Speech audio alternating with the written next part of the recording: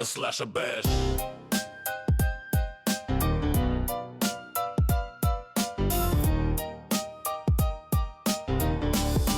Slash a bash.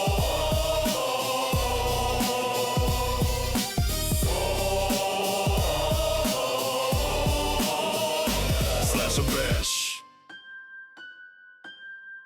Let's do this, bitch. What's up, everybody, and welcome to Slasher Bash, the podcast. This podcast where we pick a horror franchise and we review it movie by movie. This series is about the horror franchise Scream.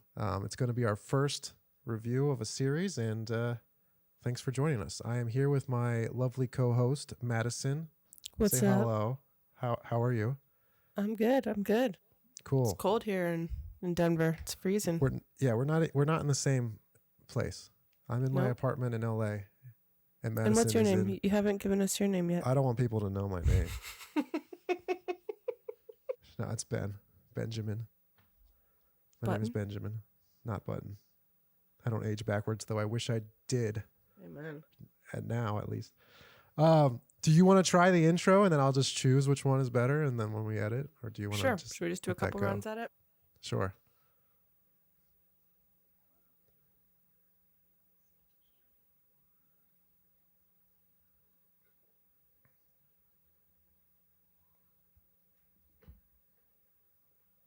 If I say, here. what's up, world, is that too cheesy?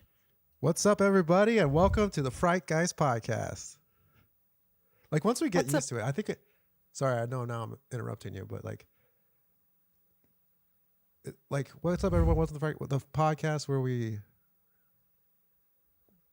choose a horror movie and talk and review a movie. But I don't know how you phrase that. We should probably write that down at some point. But go for it. We need to clean it up. My favorite, it's such a cheesy intro, but this guy that I follow on YouTube is his show is Killjoy Jake. Okay. But he's always like, where I have horror movies instead of Friends. And he's such a nerd, but I really like his That's cool. shit. You can't He's steal it, though. He's very insightful. What's up, everyone? Welcome to Fright Guys podcast, where each season we'll dissect one of our favorite horror franchises. Films, books, television, you name it, we'll talk about it. This season, my co-host Ben and I will be talking about Scream, and this episode will kick us off with the very first film. My name is Madison, and Ben, say hello. What's up? How's it going, everybody?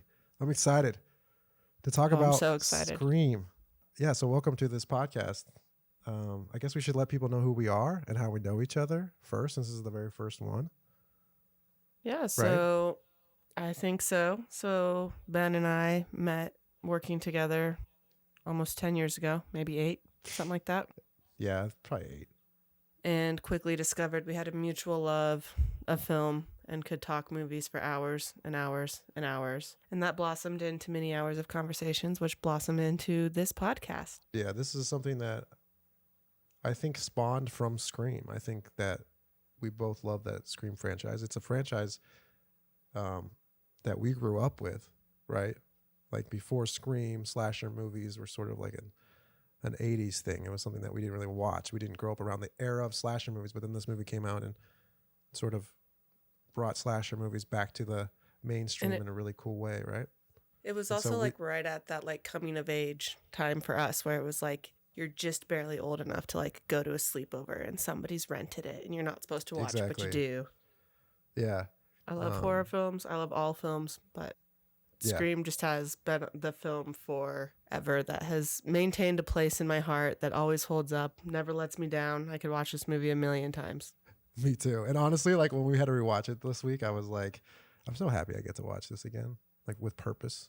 Anyway, so yeah, Scream. First Scream. Let's talk about our relationship to this franchise. I know we just touched on it a little bit, but do you remember? I feel like this was when this movie came out, I had to be like 11 or 12. I guess it was 96, right? Is that Yes, correct? we were like, I guess So you I was were. 11. Yeah, I was 10. I probably didn't watch it until I was 12, but I remember everyone talking about it. I remember it was something that like my cousins, like my mom asked my cousins, have you seen Scream? Like it was everywhere. It was it was like the big hype movie. when I was doing some research on this, I learned that like no one expected it to do very well, and they released it in It didn't even do December. very well when they released it. It was like a word of mouth, like snowball.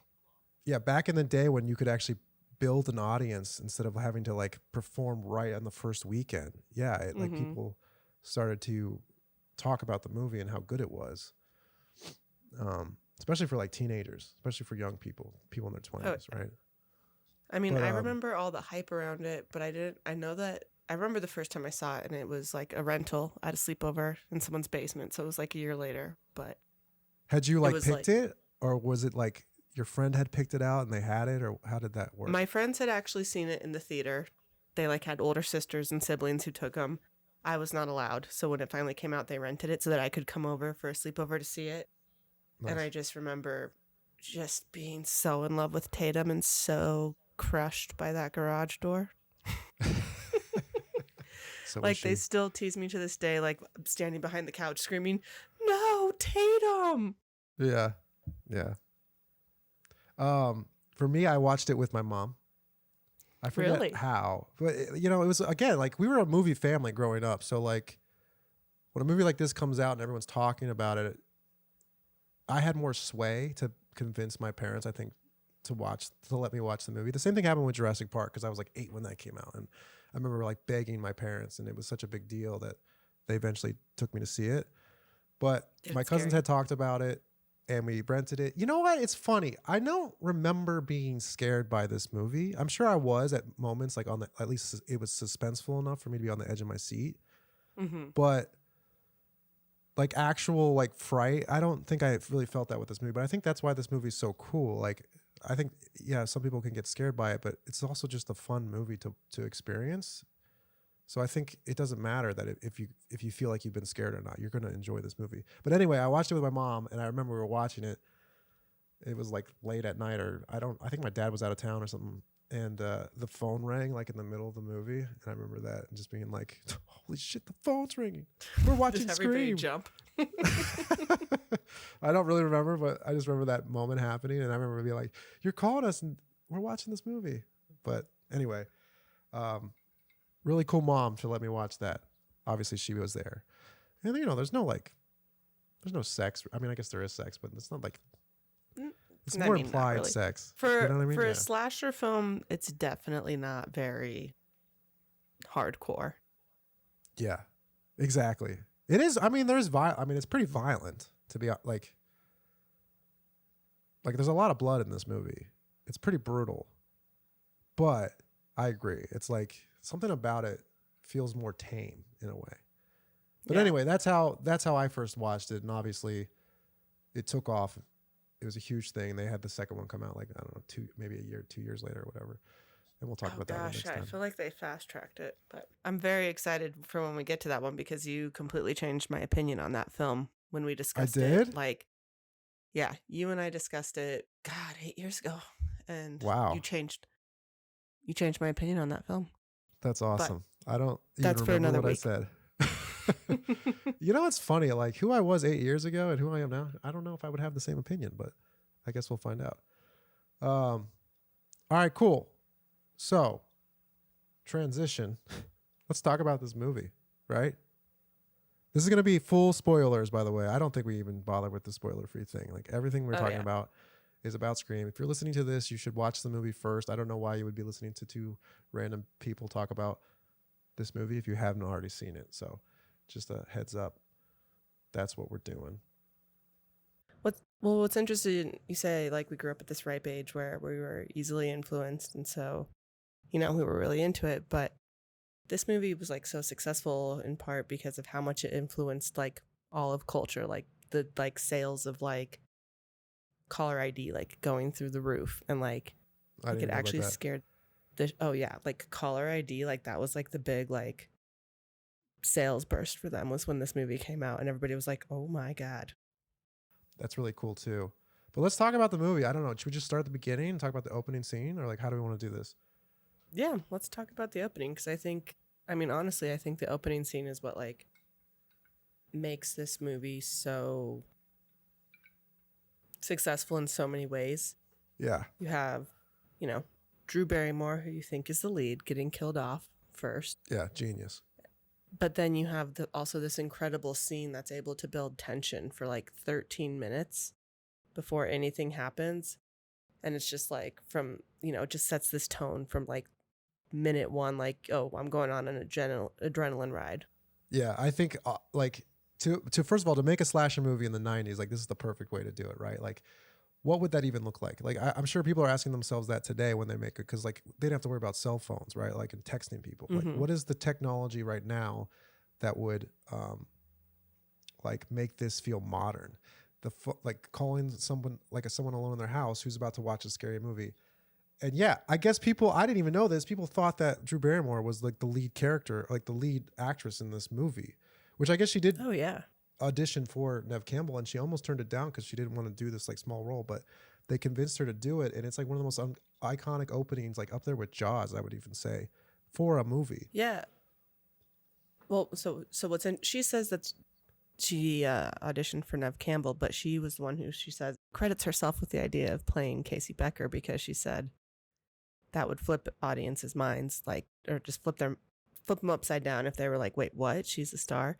And if you remember the marketing, like, I'm pretty sure like the posters had like her and Neve Campbell both on the front. So it's like, because unless you were a Party of Five fan, nobody knew who Neve Campbell was. Like, everybody knew Drew Barrymore. Like, everyone thought she was a star. Yeah, which I didn't even know she was that big of a star, to be honest. Like, I remember her from E.T. before that, but I couldn't tell you another movie she had been in up until Scream. Do you know what I mean? Like, I wouldn't even know what those movies are. Firestarter? Oh, yeah. Was that before? That might have been before E.T. I feel like she was like more famous at that point for like drug and drinking scandals. Exactly. Yeah. But she had a lot of notoriety regardless. What's the saying? No press is bad press. I mean, everybody knew who she was. Yeah. But anyway, this opening scene, I mean, it hits you right away with the biggest, most interesting about this movie, obviously, is the meta of it all, right? Like, this is the first movie that I can remember being so meta, and it's like the first meta movie, really, right? Where all of these characters, all of the killers to the main characters, they understand, they've seen slasher movies. So you have... They're all self-aware.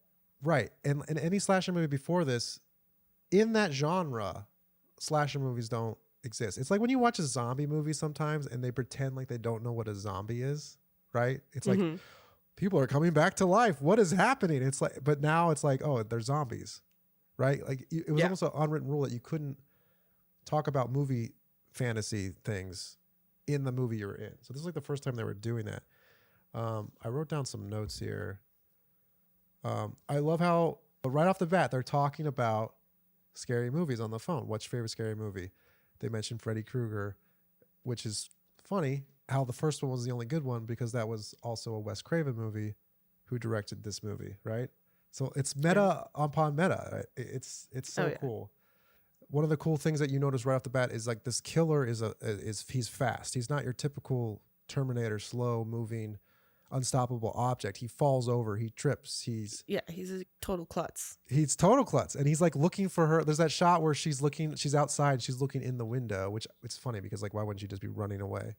And she's looking in the window and she's seeing him like look around, like where the hell is she? Like it's funny to see that in a horror movie. I think it makes it more human. When he's chasing her, he's like tripping over stuff, like stumbling over the couch, and like there's no smoothness to his rhythm, which almost makes him scarier because it humanizes him. Totally. And he sprints at you. He's running at you full speed. But because of that, I think where other slasher movies kind of fail is you sort of, in a scene like this, you kind of know that this character is going to die. But because the killer's so clumsy, like you feel always like, oh, there's a chance they can get away from this. Like they can actually outrun this guy, right? Or girl, whoever the killer is. Just that little moment of false hope. Yeah. But the opening scene is great. I love that final shot where the mom sees her hanging from the tree and they have that like weird camera, like dolly in with the slow shutter like speed. Zolly. Like on her dead body. It's horrific. Like that's the scariest part of the movie to me is that shot alone. But yeah. Do you think that the opening scene would have been as effective if it hadn't been Drew Barrymore playing Casey? No. I mean, I think you could have cast somebody else, but I think having it be someone who everyone knows, like it would be like casting Jamie Lee Curtis if she was younger at the time, right? And in this role, you would expect her to make it or whatever. Like again, I don't remember the marketing because I was so young, but if people thought she was the main character, like it would be. I don't know how you would do that. Say if Nev Campbell was this character. Do you think like all of the tension still would have worked with like how long the phone call goes and how it goes from like flirty to like deadly serious in like an instant? Like I feel like all the tension of that scene would work no matter who was in it, as long as you still had the right Ghostface voice. Yeah, but I agree with you. But the kill wouldn't have mattered as much if it hadn't been Drew Barrymore. I think it's hard to. It's like one of those things where it's hard to imagine a different actor playing that part. But I agree. I think the scene is so well written already that it would have been memorable regardless. But it is that extra step up with it being Drew Barrymore. You know. Absolutely.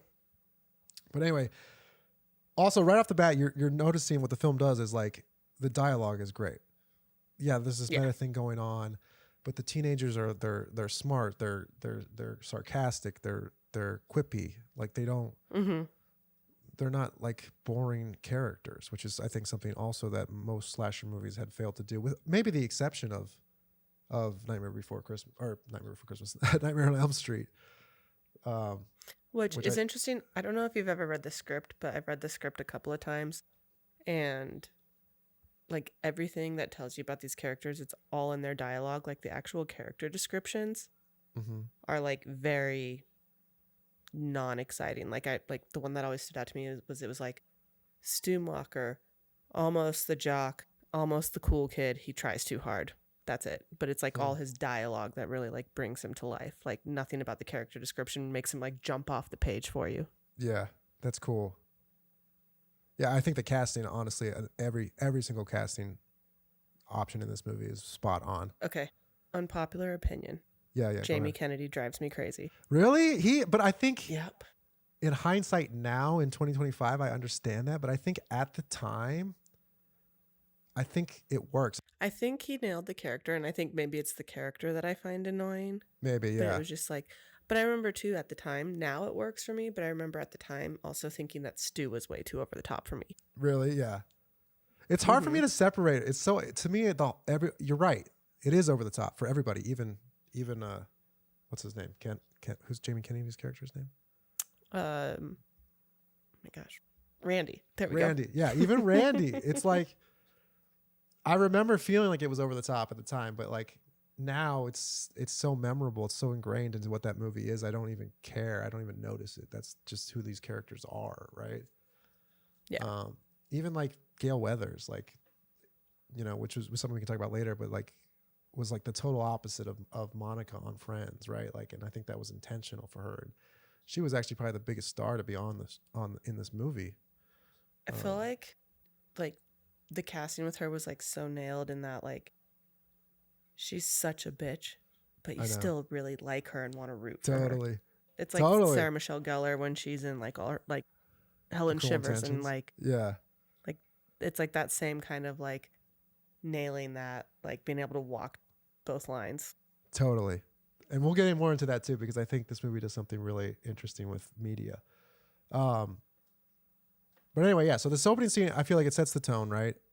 What this is. And I didn't realize, I made this joke. We were talking about this when we were planning the episode a couple weeks ago. And we were talking about how like, I said something about like Dawson's Creek and this like idea of like teenagers with this great dialogue and these like soap operas things. Did not realize that when I was saying that the guy who created Dawson's Creek is the writer of this fucking movie. Oh, you didn't realize that was a Kevin Williamson? I did not show? know that. Yeah. So when I was Wikipediaing that's all why this, you were I was saying like, it. no, I literally was just making that observation.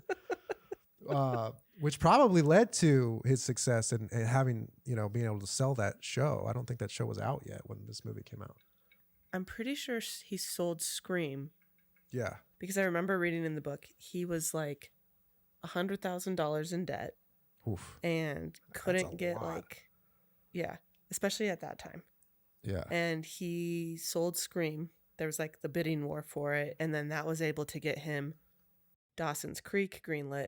And then he immediately was able to sell I Know What You Did Last Summer, which he had like written way before Scream, and it got turned down left and right. And then as soon as Scream came out, it was like, oh yeah, we'll buy that. We'll buy anything you do. That's funny that too, because like maybe we'll do that franchise at some point, but not the same. Like I don't think of I Know What You Did Last Summer as having like this sort of dialogue that he's known for, right? So that's interesting. Well, and then it makes sense that it was written before. Like, True. have you ever noticed that when like somebody like gets a lot of success and then they have a project that comes out very quickly and you're like, wait a minute, did you write that before you were a good writer and you were able to just sell it off real quick? Well, not to say I don't want to say he was a bad writer before. His whole career became about that sort of just witty dialogue, sarcastic dialogue. Mm-hmm. Mm-hmm. All right, cool. So yeah, any other thoughts on that opening scene? Any other stray thoughts you got about just? Well, when you were talking about like, okay, so like Scream was the first like meta film. Yeah. And I'm gonna like bring it back to like Scream 5 for a second. Okay. Not bring it back, but bring Jumping it to Scream way 5 for a forward. second. Yeah. But when they recreate the opening scene in their own like new modern way, he's like, do you like scary movies? And Jenna Ortega's like, I like elevated horror. Yeah. Would you consider Scream to be the very first elevated horror film? I guess it depends on how you define elevated horror, because I would say it's the first elevated slasher, maybe. But horror, I don't know, because you have to compete with like The Shining Psycho. and The Thing and Psycho. Dude, Psycho. I talk about Psycho and Rosemary's Baby. I talk about Psycho all the time. Like Psycho had to blow people's minds when they watched that movie, because it's a similar thing where like you think the main character, for more than just the opening, is the main character in the movie, and then they offer like halfway through the movie and you're like, what the fuck? What is this movie about? Like that had to trip people up, right?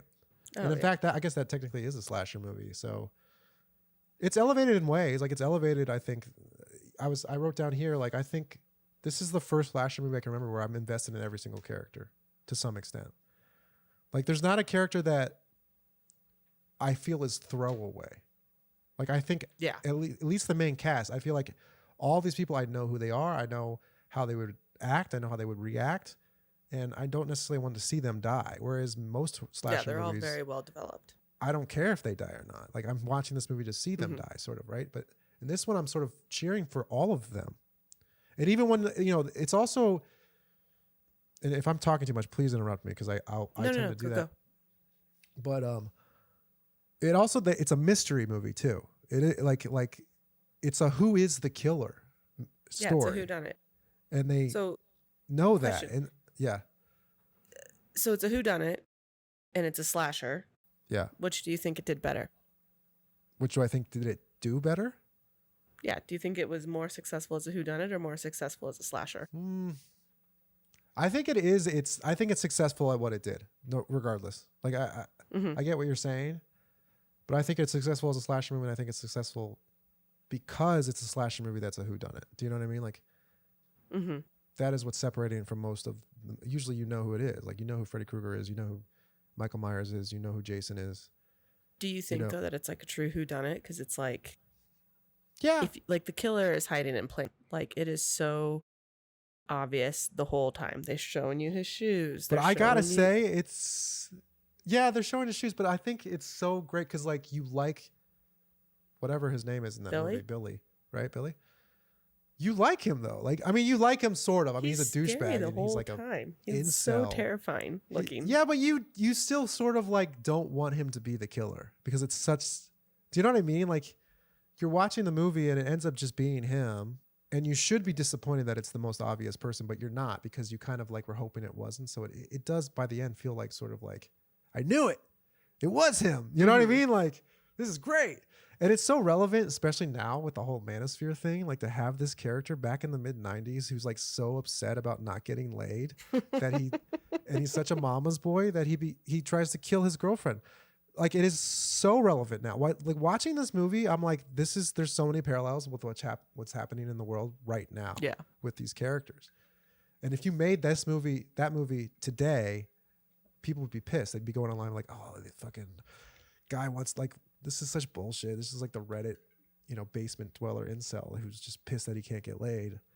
but it totally works, It really does. you know? And it just shows like how like not far America has come I feel like over the last Billy 30 has years. been so believable, or was so believable as a killer from like the minute he walked on screen. Yeah. But for me with Stu, it's like the more that I've watched the movie, the more I love his performance, the more he grows on me, and the more I appreciate Totally. Matthew Lillard. But Totally. I'm also like, okay, he doesn't have a motive. He's just like going along with whatever Billy wants. Is that really enough of a reason to go this far?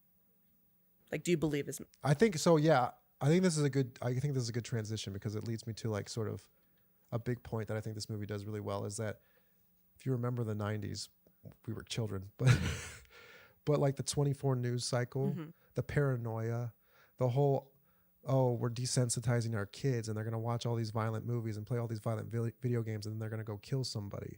Like it's playing with all of those at the time relevant concerns that America, at least the media, is talking about, right? The media is the world's worried about desensitizing the youth, whether it's even the 24/7 news cycle of like these news organizations playing violent or covering violent stories, playing it on the news for ratings, and what is the effect that has on kids.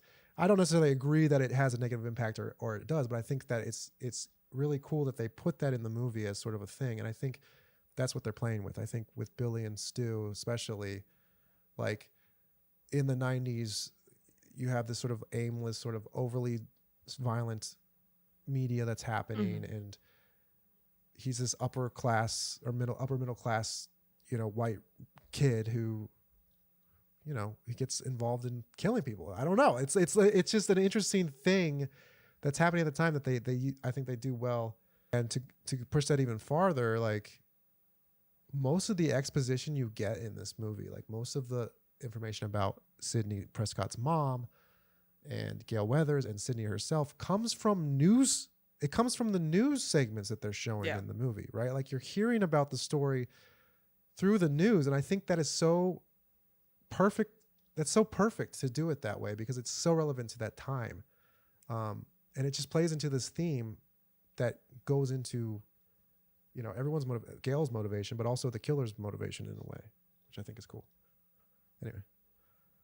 I'm forming thoughts right now. It's interesting how I hadn't really noticed that before, that like all this exposition comes through the news, but it's interesting that it's done that way because then it almost treats Sydney like a character and not a person. Like she's a story that like everybody just like I'm so happy you said that because the scene in the bathroom, the scene where she's in the bathroom and those two girls come out of the toilet and they're gossiping about her, it's the same way like a news producer would talk about a story that they're producing, right? Yeah. Like, oh, I bet you it's Sydney. I bet she did. Like, it's like oozing into every frame of this movie is the influence that the media has on the public. And she is a character. She's a victim, but she's more than that. And the town is treating her sort of like this, like she's being judged at the same time that she's being attacked, right? Like, oh, she's bringing it on herself. Oh, it's because of her mom. Like all this stuff is happening, and she just like wants to just be a normal girl. Yeah, she's literally just going through a trauma, but everybody's using her as a source of entertainment. Yeah, and it goes farther than that. Even, I mean, with Randy's obsession with pop culture and horror movies too. I think, in the zeitgeist is media. That's why this movie is so meta. It's the first minute. It's in the Frightgeist. Anyway. So yeah, it's funny because I didn't really notice that until I was watching it this time. I was like, you know what? They do a really cool version of, it's really relevant to what was happening in the 90s at the time. Also, I have a note here that says that their version of "Don't Fear the Reaper" is really cool, where they're like hooking up in her bed at the very beginning. Yeah. All right. What do you want to? I feel like I need to take a step back. What do you want to talk about next? Well, I feel like some of the things like I want to discuss will get more and more in depth as we go further along and we have other films to compare against. Like I want to talk like where it ranks in the franchise, but obviously like this one is number one and it's going to stay number one as we continue to. Yeah, I don't know how you top this. Review these films. The other Yeah. thing I want to discuss is like killer ranking, like, and I want to like add to it every Yeah, week. yeah. Like, where does everybody fall throughout all the films? So right now we only have two, Yeah. but you know, Yeah. Well, maybe we say that to the end. okay, Is that cool yeah, if we say that absolutely. to the end in the ranking? I want to ask you about. Oh, you know what? I'm bummed I didn't talk about Gale Weathers in the media. When I was talking about the media, Well, let's start this theme of and the let's medium. cut into it. Gale Weathers. There's a character right there who is also so on theme to what's happening in America at that time with the 24/7 news cycle, where she's out there to get fame and fortune. She's out there to get a story, and she doesn't care about. Maybe she does care about Sydney, but she cares about the truth or whatever. Yeah. Do you think she cares about Right? the truth, or do you think she cares about fame and fortune, or both? I think she honestly believed that Cotton Weary did not kill Sydney's mom, and she ends up being right about that. Mm-hmm. Like, I think that is true. I think that obviously if it gets her famous, she's a hard worker and she's going to do it. But Well, I think that she also, it's interesting because believes she's in that. portrayed as a villain because she's portrayed through Sydney's eyes. But if you were looking at her from anybody else's perspective, you'd be like, here's this really admirable detective character who knows that the wrong person went down. Like, you'd admire her. You wouldn't hate her. It only works by watching it through Sydney's eyes that you don't like her. But you still end up loving her. But totally. But that's the thing. Like, I never didn't like her. You sympathize with Sydney. Mm-hmm. Again, you have these teenagers, and it's hard. It's sort of easy to forget that they are teenagers because they're not. They're like in their 20s or whatever. But you have these kids who are being abused by the media, so you sympathize with her, right? So she does come off as kind of a, B word, but Biatch. but yeah, you do like, and you know that she's like working Dewey, Poor which Dewey. you kind of love that storyline for whatever reason. I like he's such a doofus, but it doesn't matter. He, like, okay, I was literally 50-50 on the characters when I first watched this movie. Like, I loved Sydney. I loved Billy, even though he terrified me. Tatum, number one. Loved Gale Weathers. But Randy didn't do it for me. Dewey didn't do it for me. Stu was too over the top, and I've always hated how far he can stick out his tongue. Yeah. That always grossed me out. That's funny. But now, like, It is gross. like you said earlier, like, they're all so, like, now, like, I just can't, like, you care about them all regardless. Yeah. Well, I think that's the mark of it. It's funny when you talk about movies. Like, I don't think this movie works without those characters, those archetypes in this movie, right? You need Randy Mm-hmm. because you need Randy to explain the rules, right? Like, you need him to be super into pop culture and to be the most meta character. And did you say you didn't like Dewey at first either? So I forget the people you listed. You said Dewey, Stu, and Randy. Like, Randy I didn't like. Dewey just didn't do it for me, and and Stu was too over the top for me. It was like watching Jim Carrey play a serial killer.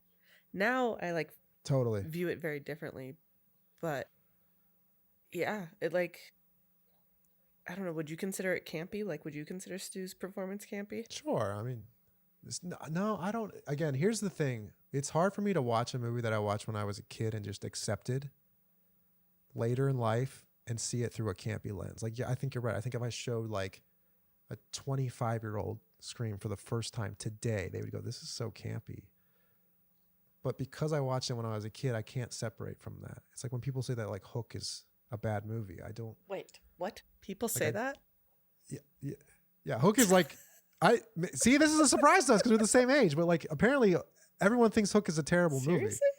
That's a story for a different time. Yes, I even looked it up. It's like in the Wikipedia page. Like, this is like a universally hated movie. But you just blew my mind. Because I watched it when I was a kid. I know, it's weird. Because I watched it when I was a kid, like I can't see how it's bad. No. I just accept it as for what it is.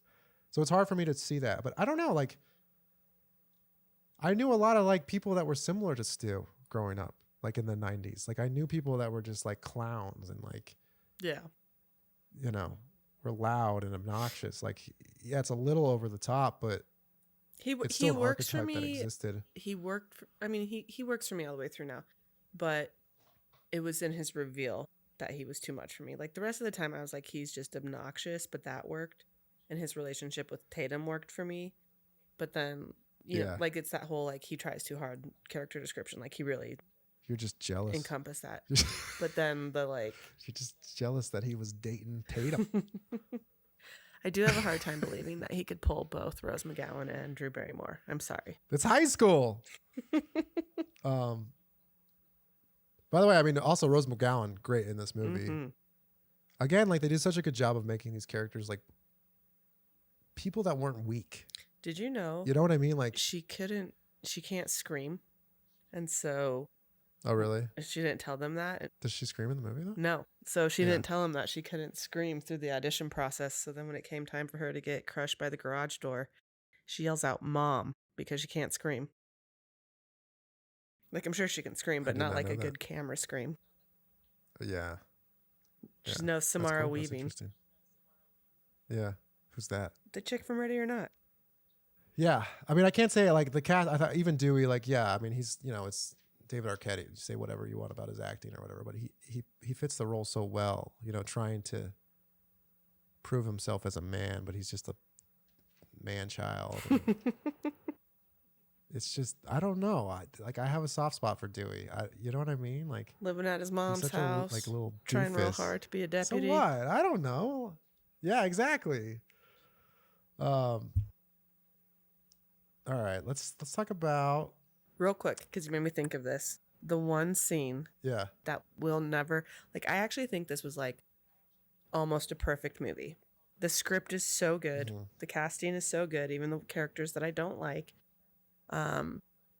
There's one scene that does not work for me in this whole film, and it's when they're in the grocery store getting snacks for the party, and Ghostface just kind of like wanders through the store looking for them.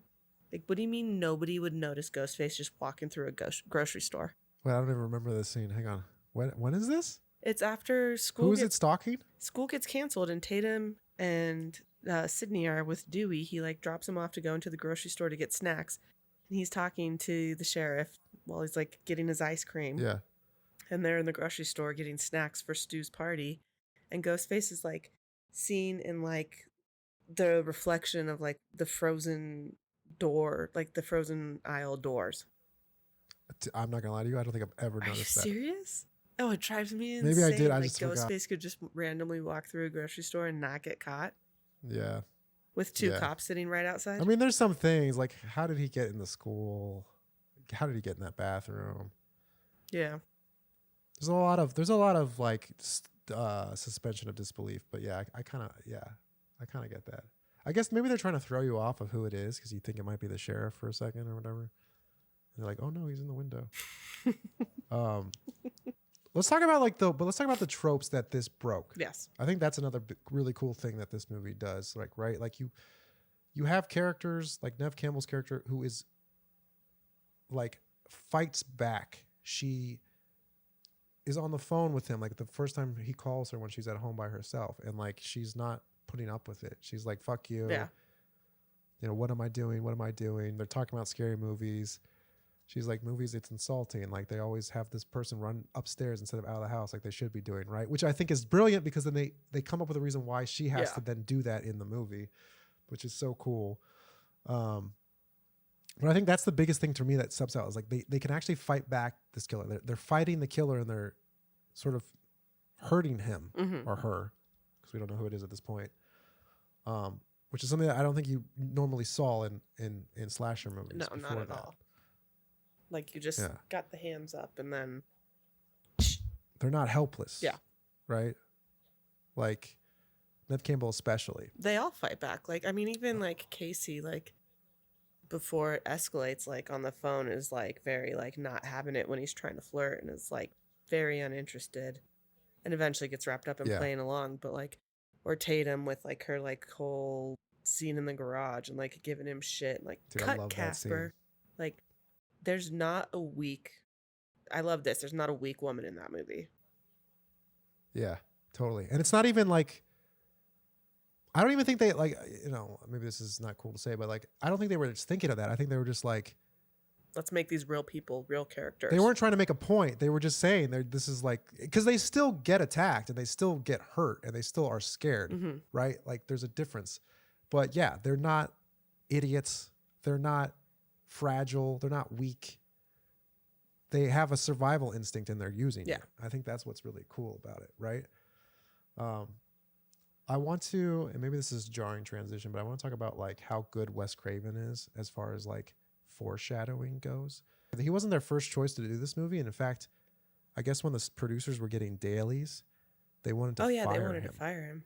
And so they like cut something, and like he like cut something that wasn't ready, and like basically like had to send them something so that they'd be like, okay, we were wrong, we back off. Yeah. But Which is awesome. there was an interview, Go I ahead. think, with Kevin Williamson about the new one. Oh, fuck, I can't remember what it was. It might have been that Scream book that just came out. But they were talking about like how somebody they were interviewing was talking about how the best thing that Wes Craven ever taught them is there is no scarier shot than zooming in on a closed door. Because once the door is open, like your imagination like knows what's there now. But like while it's closed, your imagination is running wild. And just like how clever that scare tactic is of just like focus on the closed door. I don't know what he was like in real life or what, like maybe he was an asshole or not, but he is so smart in the information that he's telling the audience. Like throughout the movie, he foreshadows something that's about to happen in the same scene, right? You get it with the closet door at the very beginning of the movie, where her dad can't get into the room because the closet door is blocking it, right? So then when she gets attacked, I don't know, 20 minutes later, you're like, the door, it's going to save her. It's like so perfect. Yeah. Same thing with the scene where Tatum gets killed. Like the first shot that they have when she walks into that garage is the cat going through the cat door. They're literally showing you how she's going to die. First thing in that scene.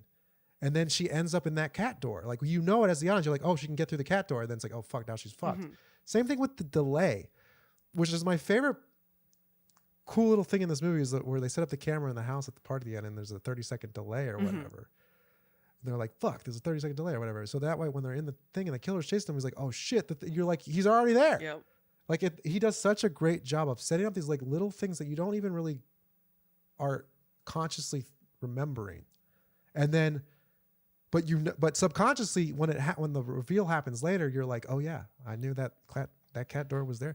And I think a lot of horror movies and movies in general, they don't do that anymore. They don't care about giving you that little clue at the very beginning of a scene so when it happens, when that reveal happens. Do you think that's more about the genre or more about the director not giving you those tidbits? I think it's about the director, honestly. Like, I don't necessarily think that it was in the screenplay, and I haven't read it, that, we open up, we show the cat runs through maybe it was all the writer, not Wes Craven, but either way, like, it's such a brilliant thing that the movie does. Yeah. And there's other examples of that throughout. I just can't remember them right now. Do you know the story about the credits? Just speaking of Wes Craven, so they were supposed to film. The whole movie was filmed in Santa Rosa, Northern California, and they were supposed to use the high school there. And like right before they were supposed to start filming at the high school, they like pulled out of like allowing them to shoot at the school because they were like, oh, it's too violent, blah blah blah. And so they immediately had to like find new locations, and it like totally like caused all these issues with the shoot, and they had to like build some sets and shit. So in the credits, like the very last thing in the credits that Wes Craven had him put in was like, absolutely no thanks whatsoever to Santa Rosa public schools. Like he just like calls them out at the end of the credits. It's hilarious. Dude. That's funny. Did he do 4? He did. That was his last film. Yeah, okay. We talked about how, unlike most horror movies, you're actually invested in all these characters, so you don't really want them to die. Do you think Dewey should have survived his injuries? Yes. Do you want him to, or do you? We'll talk about that about that in the second. Okay, fine. Because it happens again. It happens every movie. I have a random thought here. I think it's funny that Randy, the guy who loves violent horror movies, is the only one who felt sad when he learned that the principal died. Everyone else was like, yeah, let's go check that out. He was like, no. Do you think that death works for the movie? Like, I know that they put it in because they were like, oh, it's just too many minutes between death scenes. So the Weinsteins had put that scene in. No, I think that's the weakest part. I think it obviously gives them an excuse to have everyone leave the party. Mm-hmm. so it works out, right? But I think, I mean, I don't care that much, to be honest. Like, you know, would serial killers that are in high school want to kill their principal? Probably. I don't know. You know what I mean? I also think it's funny, like that iconic scene where they're all sitting on the fountain, right? There's a line where Stu is saying something and Billy gets upset. He's like, "Hey man, have some tact," or it's called tact or whatever he says. Have some tact, you fuck rag. Watching it now, yeah, yeah, exactly. That's it. How'd you know that? Yeah, I think it's funny because I watch that scene now, and to me, it's him shutting Stu up because he's worried that they're going to reveal themselves. Which before it sounds like he's trying to protect innocent ears or whatever. Because it's the line is. But I think he's saying it's called tact, you fuck rag. Like shut your mouth. Like you're going to spoil everything for us. Yeah, exactly. I think he's basically telling like you're gonna give too much away, you loudmouth, which I think is interesting. Also, I think it's funny that Randy knew it was him the whole time. Like in the video store, he's saying it's fucking Billy. Yeah, like of course it is. Well, it's like even sitting around the he's so believable the whole time, and they're sitting at the fountain, and like Billy is just so creepy and just glaring at Stu, who's literally talking about how you gut a person, and like. Yeah. It's just so obvious right there from that scene. Like they are telling you who they are. Randy knows it. Yeah. But it's just so obvious. But I think that if you're a first time watcher, you're just thinking, oh, these guys watch too much violent news. And that's how they know. They're watching the news constantly. Let's talk about the two killer thing. Yeah. What are your thoughts on that? Like, does it work? Do I like it? No. Just like it hadn't really been done before. You know what I mean? Like the reveal that it's actually two people, I think, looking back, you realize that makes so much sense now. It's how she was attacked, why Billy was in jail. Like, and it's also part of what makes the whole franchise successful is that like all these other franchises, the killer is one person, chapter to chapter, story to story, film to film, whatever. But in Scream, anybody can literally put on the mask. So it can be any number of people at any time, and you can spin that out into any movies that you want. Because it's like the fear that you build in your mind behind the mask, not the person wearing it. Does that make sense? Totally. Yeah, it does. I think that whole ending, though, with the reveal of the two of them is also something that we take for granted nowadays. You know, you have the sort of cliche of them explaining to the person they're about to kill why they did it all, but it's also so perfect because it's that like incel ego thing where here are these two guys that are just, well, one of them is just basically, you know, a follower, but Billy, who's like so sexually frustrated, he hates women because of it. He hates Sydney's mom for you know, sleeping with his dad and it made his mom go away. Like all this shit, this like stuff that he has to. What do you think his Reddit handle would tell be? her? I don't know. Like, I don't know. That's funny though. I'll have to think about that. Maybe I'll have an answer next episode. But all of that stuff, like with them, like it's so memorable to me. The whole like, it's gonna be a scream, like all of those lines, like. I'm feeling a little woozy here. Hit like me with I just the phone, you dick. That was improvised. You did, yeah. I mean, it's yeah. That's why I think Matthew Lillard is awesome. But I also love that scene because it is this sort of exposition dump. But like Sydney, again, is fighting them the whole time. She's being insulting. She's being sarcastic. She's obviously scared, but she's not backing down to them at all, right? Like it's so cool. And then when Gail shows up and you're like, yeah, Gail's still alive, she's gonna fucking do this, like, and then she doesn't have or whatever, just to set up that line later. Guess the safety wasn't on that time. Yeah, I just love it's funny, like the whole movie is really, once the halfway point is at that party, is at their house, and they do such a good job of like finding ways to like get people gone, like interesting kills to happen. I do think the weakest part of the movie is like, why did Neve Campbell keep running away? Like there's a scene where she's running away from the house, then she goes to the news van, and then she goes back to the house because and isn't that when Gail goes off the road. She's like running and she's trying to wave down the news Oh van. yeah, you're right. And Gail you're goes right. off the road. But then you're right. It's not like she goes to the news van to check on Gail. She goes. Or she goes to see if Gail's okay in the fucking car. Yeah. Like, did she even go check? Yeah, you're right. That doesn't make very much sense.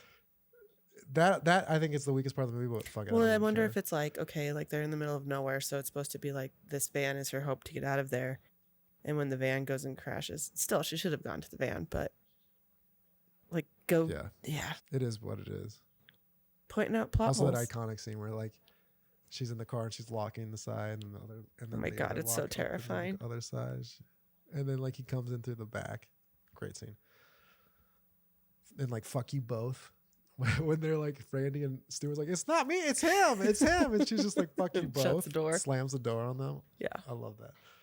Do you, okay, so I feel like yeah. we know that the opening scene is like by far the most iconic, like, kill in horror history, in my opinion. Few others that rank up there, but what do you think is the second best kill scene in the movie? In this movie? Or like the most, like, do you think like that car, like with the locks coming up, popping up, and him coming through the back, do you think that is like close with tension, or like do you think there are other scenes that build it better? You mean like suspense? But I mean, I think as far as like original deaths go, I think Tatum's death is up there with her whole like, am I supposed to play a your psycho killer and I'm innocent victim or whatever she says, and he's just like, like nodding at her and stuff. Like, that ranks up there to me. I actually don't think that the garage door would kill anybody. Yeah, but, I feel like the garage door would break and fall down with her in it. Yeah, or it would just like stop moving once she got to the top. She would just be dangling. I guess the killer would just still kill her, but yeah. But I like that death. I love to. So we didn't even talk about the rules scene, which I think is iconic, right? Like you don't know the rules, blah blah blah. You never say I'll be right back. I'll be right back. All that stuff, which is great. I don't think we need to talk about that, but I love when he's sitting on the couch and he's like, "Turn around, Jamie, turn around," and the killer's behind him about to kill him, and then they do it again when they're in the van. And the kill Watching him on the video feed, and they're like, "Turn around, kid, turn around!" And like, and then he's like, "Oh fuck, 30-second delay." The movie's so clever. It's so clever. It's just fun. Yeah. So I don't know. Again, like I never felt like scared. I was not. I don't think that this is for me at least. I don't watch this movie and I feel fear. I feel suspense. Yeah, you feel suspense, but it was always it's not like like you fun. leave it It's and fun. you can't sleep at night. Like it was more fun than scary for sure. Yeah. And I think that sort of started the trend of because then we had like a slasher movie renaissance in the 90s with like I Know What You Did Last Summer and Disturbing Behavior and Halloween H2O and all these movies coming out in like the span of a couple years after that. I feel like during that time, yeah, like it was like he kept getting like hired for things, or like, you know, like even the whole thing with Scream 3, it was like he was hired to write it, but then he was so caught up in Dawson's Creek that then like when they had to rewrite the script, he wasn't available, and so they had to bring in somebody else for rewrites. And I feel like that like period in time, like all this horror that we were loving, like all of it came from him in some form. Yeah. And also like the casting for all these slasher movies, like even if I Know What You Did Last Summer, we're either launching careers or like, you know, further launching careers or like discovering people. Like it's pretty cool. It's also weird how much Party of Five is like somehow wrapped into like, wasn't Jennifer Love Hewitt on Party of Five? Yeah. Or am I making that up? Also, well, there's a reference. Like, yeah, Jennifer Love Hewitt was in Party of is she? Five, so was Was Neve she? Campbell. And in Scream 2, there's like a reference to it where Cece, Sarah Michelle Gellar's character, is like on the phone and is like talking about Party of Five, and it's like, oh, like Bailey broke up with like Sarah, whatever, and like that's a show Neve Campbell's on. Oh, really? Yeah. I did not know that. That's cool. It's so hard for me to watch Scream 2 and see Sarah Michelle Gellar be weak. Be a victim. Not Such Buffy. bullshit. What else do we want to talk about? Do we want to rank the killers? I do. I want to rank the killers, and I want to discuss any possible survivors that could come back down the road. Yeah, let's talk about that because that's so stupid. But yeah, let's do it. Let's do it. All right, let's just go through the kills. Where do you rank the killers? All right, Billy, number 1, of course. Like, Stu's great, Number 1. but Billy's number 1. Oh, you're separating them. Yeah. Like, as we... I would pair them. I would pack them together as one. That's how I'm doing it. To me, like, because every movie really has multiple killers, right? Not 3. For the most part. Maybe not 3, yeah. And technically 3 undoes the mythology of 1 and makes Roman the mastermind behind 1. I don't remember that. I can't wait to watch that again. So I think we got to go killer by killer. Oh yeah, something about like pushing Billy to the whatever. Yeah. I would say Billy and Stu are number 1 for me for a lot of reasons. 1, for the time period, it's perfect. 2, it's still so relevant to today. Yeah. Like those 2 men, like man-children. I mean, they're actually children because they're teenagers, but like it's so fitting for what a lot of sort of the manosphere, zeitgeist, frightgeist is happening right now. And in a way, I don't remember 4, but I think that's a similar thing happening in 4 as well. See, this is like why I have to break it down killer by killer, though, as we go. Like, I want to add all of them. Yeah. Like, up and down the list as we go through all the films. And, like, in some films, there's one killer that works for me and another that completely doesn't. Yeah. Like, you mean, like, why would this person kill people too? No, like, I'm like, okay, this killer picked somebody up and threw them through a door, and this killer's 4 feet. I don't buy it. Oh, yeah. Yeah. I mean, let's face it. There's camp in these movies. Like, you can't avoid that. So, yeah, killer rankings to me, Billy Stu, nothing's better. Nothing's ever going to beat this. I don't know how they would beat this. I don't want to talk about Scream 6 because that was the stupidest shit I've ever seen with that killer reveal. When you have to, if you have to split them up, who do you rank higher, Billy or Stu? I mean, obviously, I don't want to split them up. To me, I can't split them up. They don't work without the other. Okay. Possible survivors. Steve, Casey's boyfriend, not coming back. No way. Casey Becker. He was gutted. Oh, yeah. Casey Becker, not coming back. Dead. Canon. Principal Hembry. All we saw is a couple scissors in the chest. If Dewey could survive, he could survive. Yeah, but do I care if he comes back? But I just want to know all the people who could. Who cares? For down the road. Okay. Like he's a killer now because he's so pissed at anything getting stabbed. You never know. They can revive a lot of characters in lots of ways. I want to know who could come back. Yeah. I've actually forgotten who's died. Kenny the cameraman, throat slit. Well, I mean, in this movie I remember because I just watched it, but like over the whole franchise. Do you think Dewey really could have survived? Honestly, we'll talk about that when we get to 5. Oh God, yeah. In this movie? Yeah, he just got stabbed in the back. Like a bunch of times. But it wasn't even that deep. No, he didn't. He just got stabbed once. Are you sure? He stumbles at... Wait, are we talking about Scream 1? Yeah. I guess it's the second one that he gets stabbed a bunch of times. Huh? We don't even see him get stabbed. He just like stumbles out and there's a knife in his back, which makes no sense because then how did the killer get the knife back? But whatever. Remember, and it's like barely even in his back. Of course he survived. Well, why did he like pass out then and like fall down like he was dead? Like that would not stop you from... He's in shock. All right. 2 is funny. I think 2 they just did it on purpose because they were messing with us. They were trolling us. Fair. They're like, he's really dead this time though, obviously, and then he's not. Do you think Tatum could have survived? No, she's dead. They showed her hanging there with with a crushed head. Okay. Ultimate question. Do you think we're going to talk about Stu could have survived the TV falling on his head? I mean, I know they're going to do it. I know they're going to be like, surprise, Stu's still alive. He didn't die. But I really hope they don't. I really hope they don't. They're 100% doing it. They're 100% doing that. It's just going to be AI.